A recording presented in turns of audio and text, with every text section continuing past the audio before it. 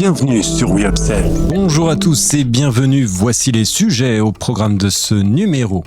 La vie déroule le tapis rouge. Pour son alternative au bacon, Monopoly se livre à un voyage autour du monde. Coca-Cola teste ses bouteilles consignées réutilisables. Eura, carte sur table, rave 20 millions d'euros pour ce nouveau tour. Enfin, chiffres et marchés, conso et enseigne Kantar dévoilent la P10 2022. Voici l'heure de la Update News de We Upsells et c'est un plaisir de vous accompagner pour ce récapitulatif de l'actualité de la semaine autour des sujets de la distribution, de la relation client ou du field advocacy.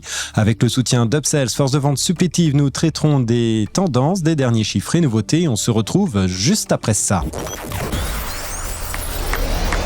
Update News, l'actualité conso et action commerciale de We Upsells. Tous les vendredis, un rendez-vous animé par Benoît et proposé par Upsell, spécialiste de la force de vente externalisée et supplétive. La vie déroule le tapis rouge pour son alternative veggie au bacon. Dans une démarche qui ne manquera pas d'enthousiasmer les gourmands sans viande du monde entier, La Vie a annoncé qu'elle allait lancer sa propre ligne de bacon végétalien. Contrairement aux autres substituts de viande végétalienne, sur le marché, le dit bacon de La Vie est fabriqué sous forme de lamelles, tout comme le bacon fumé. Ce nouveau produit est un pas en avant important pour le mouvement sans viande car il offre une option plus ressemblante au bacon traditionnel que tout autre produit actuellement disponible. En juin dernier, La Vie a remporté un prix au Challenge Carrefour des produits alimentaires à base de végétaux avec son jambon. Ce nouveau-né de La Vie sera commercialisé en 2023. L'entreprise veut s'assurer qu'elle peut livrer le produit à grande échelle et soutenir ses premières innovations. La Vie a déjà connu le succès avec son alternative végétale au lardon distribuée chez Carrefour depuis le lancement de l'entreprise il y a un an. Le produit est aujourd'hui disponible chez Intermarché, Leclerc, Monoprix, Auchan et autres enseignes. La montée du véganisme a entraîné une demande accrue d'alternatives sans viande. Des produits comme le bacon végétalien de La Vie sont essentiels pour répondre à cette demande et contribuer à rendre le végétalisme plus accessible à ceux qui hésitent à l'essayer. Monopoly se livre à un voyage autour du monde. Le Monopoly est l'un des jeux de société les plus célèbres au monde et Hasbro s'apprête à lancer une nouvelle version du jeu pour Noël. Monopoly Voyage autour du monde. Dans le cadre de ce lancement, Hasbro entreprend une campagne de communication à grande échelle qui a débuté par l'installation d'une statue géante de Monsieur Monopoly devant la gare Saint-Lazare à Paris.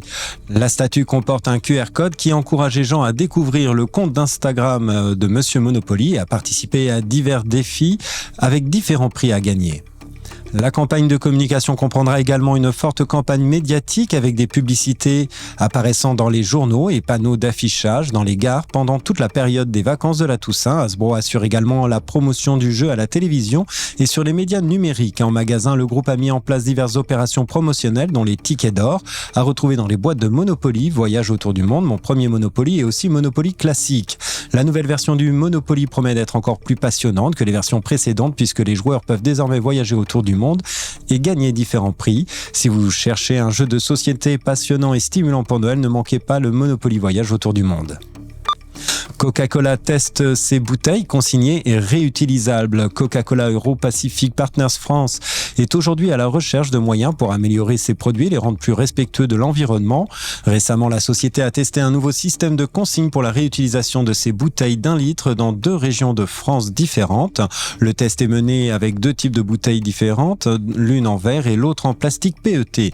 La bouteille en verre provient de Belgique et la bouteille en PET d'Allemagne. La bouteille en plastique consignée présente certains avantages, notamment une empreinte carbone 2 fois moins importante que celle d'une bouteille en verre consignée. La bouteille est toutefois plus épaisse et résistante afin de supporter jusqu'à 10 allers-retours entre nos usines et les points de vente, incluant la manipulation, le lavage et le passage sur ligne, précise Olivier Larose, directeur stratégique emballage et économie circulaire de Coca-Cola Euro-Pacific Partners France.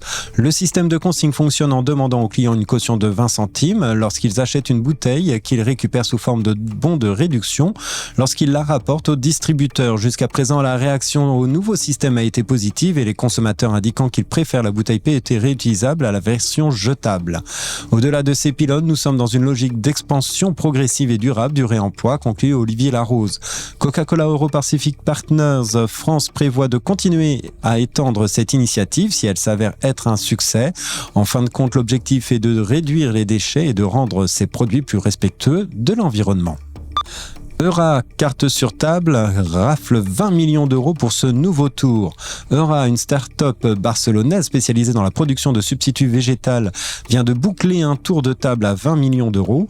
Ce tour de table annonce une nouvelle opération de financement en 2023 qui devrait être l'un des plus importants du tour de table de série B de 2023 en Europe dans le secteur des protéines végétales, précise-t-on dans un communiqué publié ce mardi 25 octobre. Avec ces nouvelles ressources, Eura va accélérer le développement de nouveaux produits. Pour ce faire, elle mise sur la R&D. L'entreprise détient déjà 30 brevets à son actif. Après son deuxième tour de table en avril dernier, Eura a lancé une nouvelle stratégie industrielle baptisée Good Rebel Tech. Alors que près de 40% des déchets alimentaires sont générés dans le monde au cours du processus de fabrication, Eura s'engage contre le gaspillage en démontrant que l'on peut valoriser les nutriments naturellement présents dans les matières premières et proposer des produits végétaux moins transformés, explique la start-up. Cette approche devrait conduire Eura à ouvrir de nouvelles catégories dans les mois à venir, notamment les produits imitant le goût et la texture du poisson. Eura a réalisé un chiffre d'affaires de 14,7 millions d'euros au premier semestre 2022 contre 7,6 millions d'euros un an plus tôt.